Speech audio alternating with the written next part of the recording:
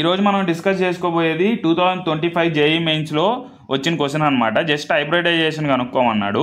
So ఇది చూడండి ఎంత ఈజీగా ఉంటుందో. సల్ఫర్ అంటే మీకు తెలుసు 6 వ్యాలెన్సీ ఎలక్ట్రాన్స్ ఉంటాయి, 6th గ్రూప్ కాబట్టి. అండ్ ఆక్సిజన్ అంటే డబల్ బాండ్ ఫామ్ చేస్తుంది అనేది ఆల్రెడీ చెప్పాను.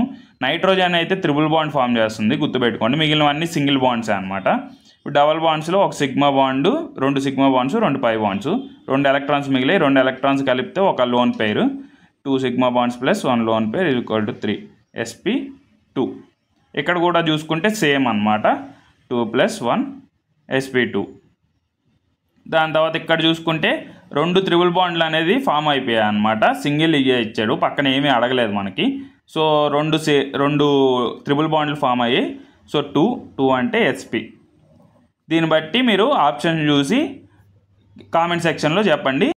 సో మీకు మొత్తం గ్రిప్ కావాలంటే హైబ్రిడైజేషన్ పైన మొత్తం లాంగ్ వీడియో ఏనండి, మీకు ఫుల్గా అర్థమవుతుంది. ఖచ్చితంగా 4 మార్క్స్ వస్తాయి. మన ఛానల్ని అయితే సబ్స్క్రైబ్ చేసుకోండి. దీనికైతే ఆప్షన్ 4 అనమాట.